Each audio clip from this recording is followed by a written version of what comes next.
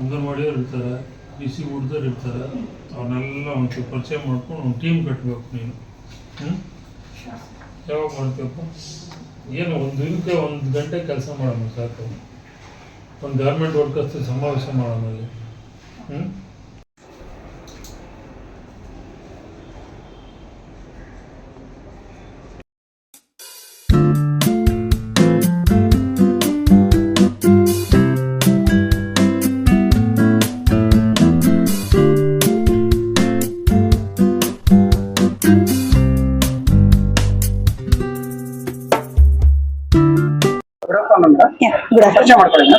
ನನ್ನ ಹೆಸರು ಗಿರಿಜಾ ಎಸ್ ಆಚಾರ್ಯ ಅಂತ. ನಾನು ಕಾರ್ಮಿಕ ಇಲಾಖೆಯಲ್ಲಿ ಕೆಲಸ ಮಾಡ್ತಾ ಇದ್ದೀನಿ. ಇವಾಗ ಕೆಪಿಸಿಸಿ ಕಾರ್ಮಿಕ ವಿಭಾಗದಲ್ಲಿ ಜಂಟಿ ಕಾರ್ಯದರ್ಶಿಯಾಗಿ ಇವತ್ತಿಂದ ನನ್ನ ಒಂದು ಸೇವೆಯನ್ನ ಸಲ್ಲಿಸೋಕೆ ರೆಡಿ ಆಗಿದ್ದೇನೆ.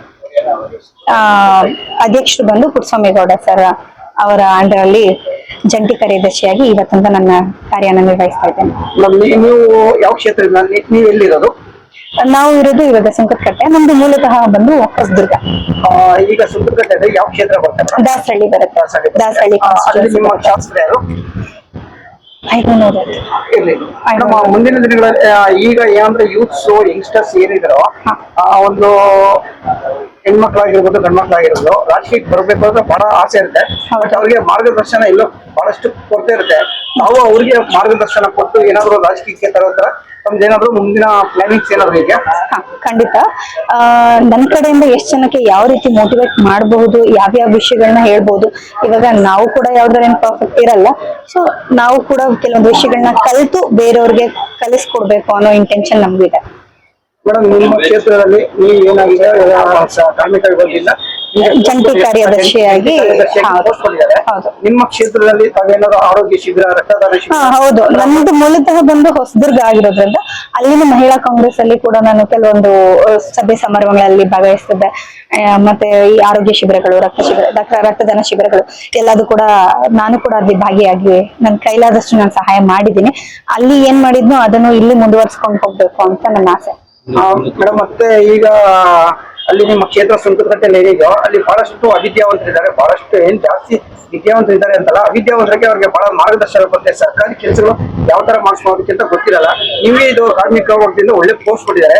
ನಿಮ್ಮ ಪೋಸ್ಟ್ ಯೂಸ್ ಮಾಡಿ ಅವ್ರಿಗೆ ಏನಾದ್ರು ಒಳ್ಳೆ ರೀತಿ ಕೆಲಸಗಳು ಮಾಡ್ಕೊಳ್ಳೋ ರೀತಿ ಏನಾದ್ರು ಫ್ಯೂಚರ್ ಅಲ್ಲಿ ಇದೆಯಾ ಮೇಡಮ್? ಖಂಡಿತ ಫ್ಯೂಚರ್ ಅಲ್ಲ, ಇವಾಗಿಂದನೇ ಸ್ಟಾರ್ಟ್ ಮಾಡ್ತೀನಿ. ಯಾಕೆ ಅಂತಂದ್ರೆ ನಮ್ಮ ಕಾನ್ಸ್ಟಿಟ್ಯೂಯನ್ಸಿ ಅಲ್ಲಿ ನೀವು ಹೇಳ್ದಂಗೆ ಅವಿದ್ಯಾವಂತರು ಮತ್ತೆ ಗಾರ್ಮೆಂಟ್ಸ್ ವರ್ಕರ್ಸ್ ಜಾಸ್ತಿ ಇದ್ದಾರೆ.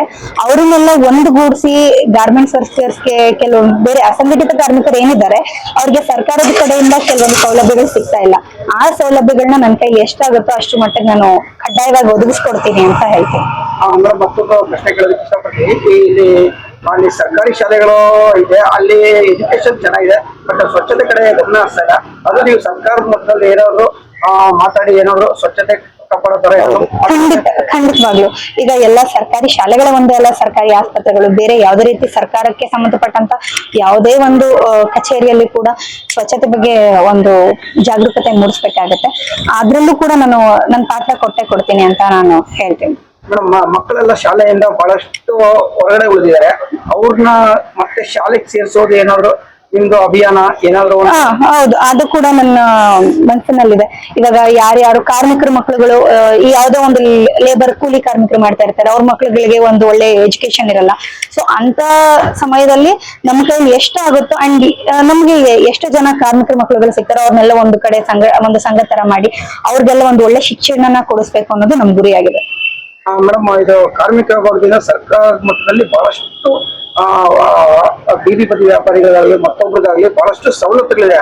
ಅವ್ರಿಗೆ ಫುಟ್ಪಾತ್ ವ್ಯಾಪಾರಿಗಳಿಗಾಗಲಿ ಆಟೋ ಡ್ರೈವರ್ ಮಾರ್ಗದರ್ಶನ ಇಲ್ಲ. ತಾವು ಏನು ಮುಂದೆ ನಿಂತ್ಕೊಂಡು ಅವೇರ್ನೆಸ್ ಕೊಟ್ಟು ಗಾರ್ಮೆಂಟ್ಸ್ ಅಲ್ಲಿ ಹೆಣ್ಮಕ್ಳು ಗಂಡ್ಮಕ್ಳೆಲ್ಲ ಕೆಲಸ ಮಾಡ್ತಾರೆ ಅಂತವ್ರಿಗೆ ನೀವು ಅವೇರ್ನೆಸ್ ಕೊಟ್ಟು ಈ ಸರ್ಕಾರಿ ಸವಲತ್ತುಗಳು ಕೊಡ್ತಾರೆ ಏನಾದ್ರು? ಹೌದು, ಈಗಾಗಲೇ ಹೇಳಿರೋ ಹಾಗೆ ಅಸಂಘಟಿತ ಕಾರ್ಮಿಕರು ಏನಿದ್ದಾರೆ, ಅಸಂಘಟಿತ ಮತ್ತು ಸಂಘಟಿತ ಈ ಕಾರ್ಮಿಕರಿಗೆ ತುಂಬಾ ಜನಕ್ಕೆ ಸರ್ಕಾರದ ಕಡೆಯಿಂದ ಸವಲತ್ತುಗಳೇ ಸಿಗ್ತಾ ಇಲ್ಲ.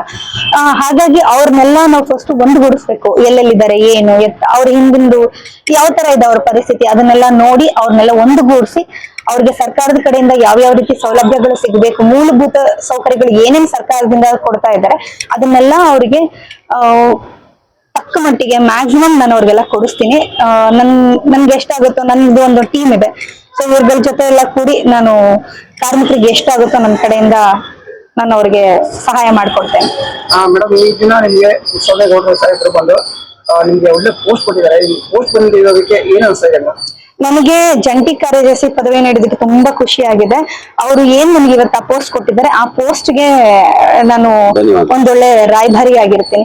ನನ್ನ ಆ ಪೋಸ್ಟ್ ನಾನು ಯಾವತ್ತೂ ಕೂಡ ಅದಕ್ಕೆ ಚಿರಋಣಿ ಆಗಿರ್ತೀನಿ ಅಂತ ಹೇಳ್ತೀನಿ.